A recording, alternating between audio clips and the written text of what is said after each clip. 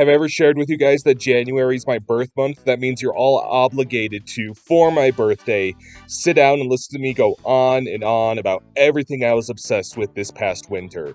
Let's take a moment to appreciate the little things. At the risk of starting this video on a sobering bummer, we lost Stephen Sondheim this winter. Mr. Sondheim lived a fascinating and full life throughout which he graced us with his art and music. West Side Story and Into the Woods are some of my favorites. Sondheim's works were always thoughtful and eager to take risks, none more so than the most germane to today, Assassins, which enjoyed a fruitful off-Broadway run during the twilight of its creator's life. Assassins retells the story of various assailants who in real life made attempts on the lives of US presidents to varying degrees of success. As head-scratching and even culturally unscrupulous as the subject matter sounds, Assassins is more than a sensationalized history lesson with very poignant inklings on the American dream, and the self-cannibalizing rat race that keeps it running. It's a surreal and artful narrative that you have to release your inhibitions and allow it to take its swings to truly enjoy, with Sondheim's always genius songwriting making the matter anything but difficult. Make a fun game out of showing someone the song Unworthy of Your Love and letting them enjoy what a sweet-sounding ballad it is, only to pull the rug out from under them when I say this is sung by that guy who tried to shoot Ronald Reagan because he was obsessed with Jodie Foster. It may not have had extensive genre lampoon, heavy dimension-hopping lore, or Falcon Winter Soldier, but I think Hawkeye used its more modest means to humble characters to the best possible end and create my favorite Marvel project in a long time. I'm a fan of the Hawkeye duo as we know them in the comics, and an element I'm really happy the show retains is the palpable vulnerability of the most notable Avengers who don't have super strength, a magic hammer, or training to kill from birth, as we get scenes of Clint and Kate picking up painkillers from a convenience store and completely botching a through-the-roof superhero landing. This beautifully complements the long-overdue focus and characterization bestowed to Clint Barton, a pensive and private character who actively resents the sense of celebrity other Marvel heroes seem to outright relish, and has plenty of sympathetic reason to. I also knew Haley Steinfeld would make huge waves in pop culture the moment she single-handedly resuscitated the Transformers franchise in Bumblebee, and seeing her take center stage as the most likable Marvel hero in any recent endeavor was incredibly gratifying with that in mind. This dynamic duo teams us to bring us a series that combines intriguing mystery and criminal espionage in a grounded way that feels refreshing to the Marvel Universe, culminating in one of my favorite climactic action sequences of last year. It's safe to say this show hit a major bullseye.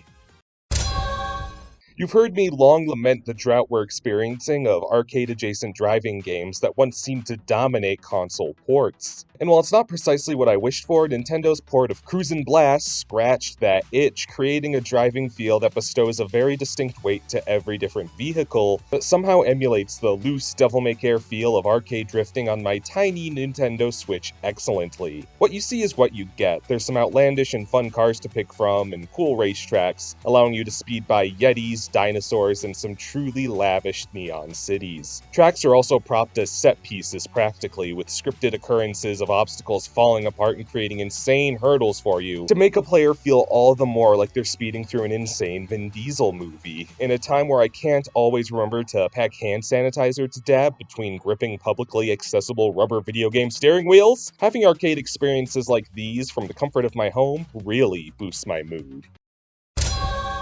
The creeping dread surrounding leaving a familiar place that everyone seems happy to abandon except you, an inescapable commitment that ties into embracing a new life. The universal terror of a parasite that will eat its host dry of life and joy, taking the form of a tone-deaf house guest. The chilling realization that something as proud as one's life work can bind them from those around them as life itself comes to an end. These are the universally familiar yet untapped sensations of horror that are exploited to impressive measure in Netflix's The House, a special in 3 segments, all in artful stop motion. I think horror as a genre has this unique way of putting a mirror to its viewer and scaring us with emotions that were once hard to articulate, which can be spooky and therapeutic all at once. And the overarching theme of all 3 vignettes of The House surrounding home and hardships that come with the notion resonates so strongly, considering how universal those themes are.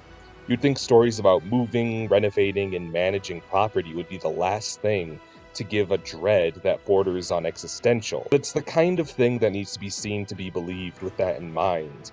This movie gets a hearty recommendation from yours truly. Times are bleak.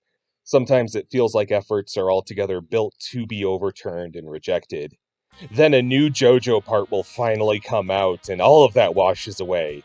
And after the Joestar bloodline has outlasted Aztec gods, globe-trotting vampires, and time-bending crime bosses, the family's new progeny, Jolene, has to endure the most terrifying avenue ever conceived in the series: Florida.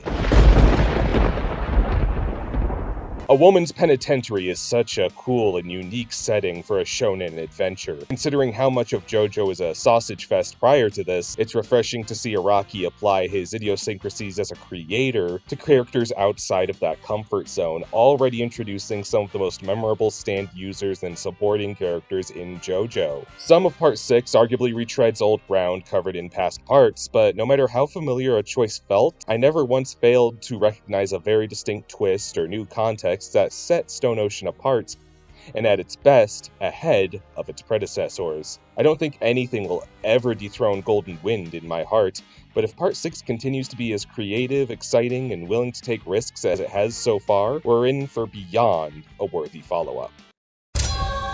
Metroid Dread is a weird name for this game, because playing it made me do the opposite of Dread. I really like it. Perfect revival lap for our favorite dandy cadet, Samus Aran. Everything satisfying about the Metroidvania genre pumped up to 10, from the gradual collection of abilities to the cerebral nature of a non-linear corner-scratcher. What helps Dread stand out is the overtone of spaceborne horror, making Samus's adventure feel less like space marine power fantasy, and more like the works of alien horror that so heavily influenced the IP in the first place. This is thanks in no small part to the new fixture of the Emmy, research automatons with the goal to pursue and dissect any organism it can collect a sample of. That means you, and falling victim to some of the most gruesome failures I've ever seen on a Nintendo console. This, among every other atmospheric, artful touch, make Metroid Dread feel like an anxiety-begetting cavern, and as such, makes one playing it feel like a survivalist, scraping by with limited resources and still toppling giants, just as the Metroid series itself justifiably does, even with arguably smaller titles such as this, conquering the market for months at a time for the first time in ages, and it felt wildly refreshing in our gaming landscape. We've hit the halfway point. Let's wash down that first course with a YouTube assortment palate cleanser before dessert, starting with Maggie Mae Fish, a brilliant film scholar who seamlessly blends discussion of celebrity and genre with her own keen observations of narrative and life itself that ring sometimes chillingly apt. I can think of many video essayists who are exceptional at what they do, but whether it's drawing parallels between the MCU and Russian experimental film, or just a skit about an undead starlet hosting a cooking show, Maggie Mae Fish has changed my idea of what analytical content can be. Speaking of video essayists that inspire me, I've long held the seasonal recommendations of Jeff Thu of Mother's Basement as gospel for sifting out every year's slew of new anime, but quite possibly my favorite thing he's ever made is his legendary bonfire roasting of the disastrous Netflix adaptation of Cowboy Bebop, where Jeff's firm but fair criticism is fueled by his knowledge and passion for the original and its peers,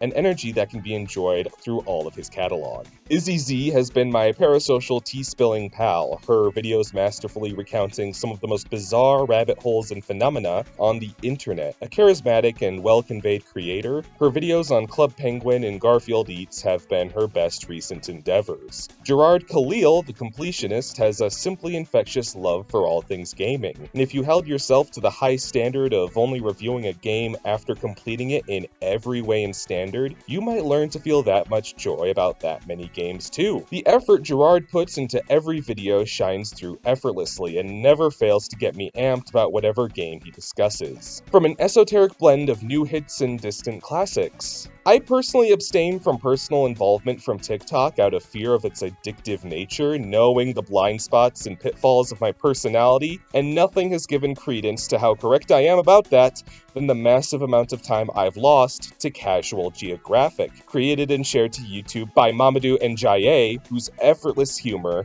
make learning about the most traumatizing corners of nature peerlessly fun. The old guard of Team 4-Star has spun off from Dragon Ball Abridged to bring us HFIL, the chronicles of the dead villains of the series having a sitcom in hell, where TFS's razor-sharp writing and character dynamics shine through beautifully, hoisted wonderfully, with original CG animation that allows a whole new avenue for this talented bunch of creators. And it was from TFS that I discovered adjacent collaborator Caitlin Elizabeth, a talented voice actor who streams under the best Twitch handle of all time, Boobs McBalrog, where her entertaining gaming and cooking streams have helped me unwind many an anxious evening. I find it hard to fathom sitting down to enjoy long-form streams from 9 out of 10 creators, but Caitlin creates an atmosphere that's enjoyable and fresh enough that time just flies by. Smash Bracket is an analytical battleboarding series akin to Death Battle, with the premise of placing every Smash Bros. Fighter on a bracket and pitting them against each other until just one is left standing,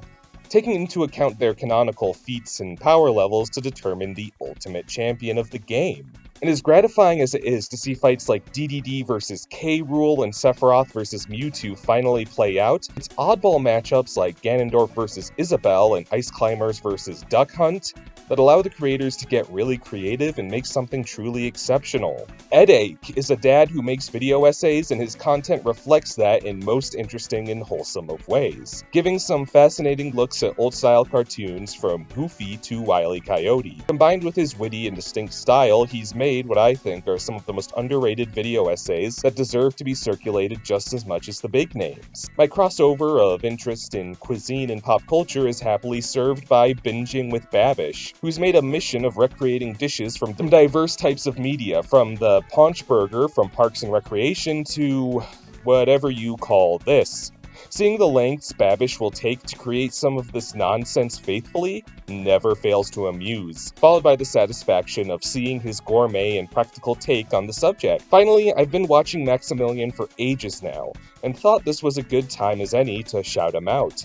The dude has been my fighting game guru for longer than I often realize, and his sheer fervor for the genre very organically blends into narrative in some surprising ways, making his long-form series like Rate the Super and Boss Rage incredibly gratifying to lose time to. You've probably already heard a lot of people recommend Arcane to you, but if you haven't gotten around to it, my advice is to absolutely do it!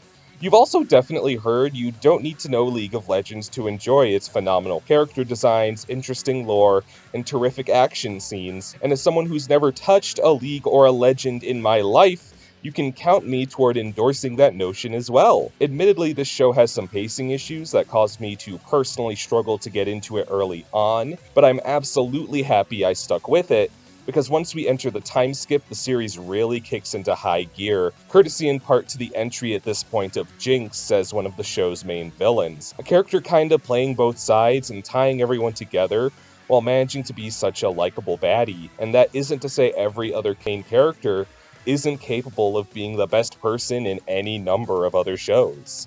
Though maybe the most refreshing thing about Arcane is its art style, blending CGI and watercolor sensibilities to break new ground in a way that I sincerely hope will put any cartoon art-related discourse into the ground once and for all.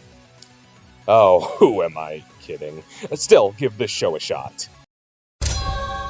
I love old-style interactive FMV games. There's a certain uncanny but earnest nature I'm always so charmed by, something I'm glad is retained by Bloodshore, a game where you make key decisions for a former child star competing in a widely broadcast island game of death between popular influencers.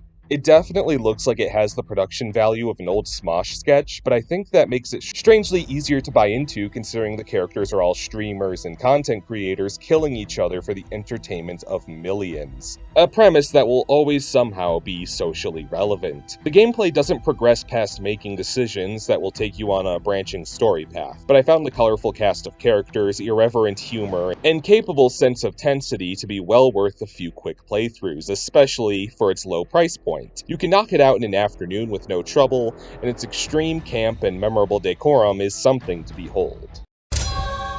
The Harder They Fall is a film, stylish, badass, and distinguished enough to make you wonder why on earth Netflix was pushing Red Notice down your throat for months on end when they had this gem in their arsenal. This ain't your daddy's boring Dust Bowl cowboy movie, but a slick-as-hell gunslinging thriller with memorable performances top to bottom and some brutal head-to-head conflicts, all while managing to build a fascinating atmosphere, some scenes resembling revisionist art in a way that contrasts the Tarantino-esque banter and violence the way a perfectly paired side dish complements an entree. And one hell of a main course this movie is. The Harder They Fall is not only fresh and perfectly strikes the balance between popcorn action and elements of art house, but is one of the easiest movies to watch right from your couch, and I don't see nearly as many people talking about it as it deserves. A series hasn't blown me away like Yellow Jackets has in what feels like ages. They say you'll catch more flies with honey than vinegar, and these bees have earned an ample audience, myself included, with a phenomenal cast, infinitely intriguing mystery, and engaging framing and premise. Yellow Jackets surrounds a high school girls' soccer team finding themselves stranded in the Canadian wilderness when their flight to nationals ends in a plane crash. This results in the audience treated not only to a Lord of the Flies-style parable of the teenagers trying to survive these conditions, but the second-hand plot as the narrative shifts forward to the present day and revisits the surviving Yellow Jackets, exploring how the trauma of the crisis impacted them, and what happens when their past returns to haunt them.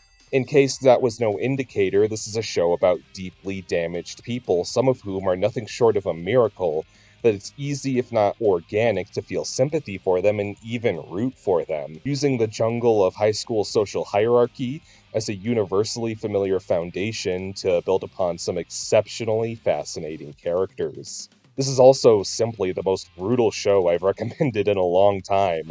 I've spared you some truly grisly moments in my selection of clips here, and warned this isn't for the faint of heart. But if you feel game, you'll experience the show I'm overjoyed to already consider a favorite, and wonder if the crown of my favorite show of the new year has already been taken so shortly in. Encanto is a treat to the artistic senses in a particular way a Disney movie hasn't felt in a long time, using its Colombian-inspired cultural touchstones and performing flair to phenomenal use. What I really love about this movie is that it doesn't feel like it can gravitate toward any one corner of the Disney movie triangle. Not exactly a princess, animal, or action movie, and much more its own precious thing while also feeling right at home with the familiar Disney touches and hallmarks. This movie tells an engaging story of familial strife, made more interesting with a really fun ensemble cast, begetting even smaller characters with a world of personality and life in typical Disney fashion. Though, of course, the serious draw of the film is the music, some of Disney's best in a long time. Every song, especially the likes of Surface Pressure and the Frozen dethroning We Don't Talk About Bruno, are not only catchy as all get out, but have some of the most stunning choreography and animation I've recently observed, a standard the movie effortlessly carries throughout and uses to well earn its newfound prominence. From its bombastic aesthetics to its impenetrable lore to its intricate battle system, the Guilty Gear series is the embodiment of a bit much. Guilty Gear Strive is no different, and I wouldn't have it any other way. Strive combines a handful of memorable newcomers with the best versions of its iconic veterans there's ever been in beautiful environments to win you over before the first round 1 fight. I can't stress enough that this game is exceptionally well animated. Arc System Works aesthetics and art really outdoing themselves, and that's saying something, resulting in Zato and how he interacts with his shadow buddy Eddie being some of the coolest looking stuff I've ever observed in a video game. For as cerebral as I make Strive sound, the game does an exceptional job clearly celebrating your small victories in a way that actually teaches you in a constructive manner. Imagine you're playing 4D chess and you have no idea what you're doing, but the world's loudest motivational speaker is cheering you on when you even approach doing things right. And that's how it feels to practice and get better at Guilty Gear Strive. This game has been out for a while now, but its rollout of DLC characters, including one of my all-time faves of the fighting game genre, Baiken, finally drew me in. And I'm so happy for that because Guilty Gear Strive has provided me some of my favorite I wish someone was recording that moments in a fighting game I've recently played. Whether I'm tearing up fools as Axel Low or classing up the joint as my main on Mito, rumbling between heaven and hell has never been so satisfying. Thank you for joining me in kicking off 2022 with the first Little Things video in the year of our Lord. Let's hope it keeps on ramping upward, and all of you have a nice day in the meantime.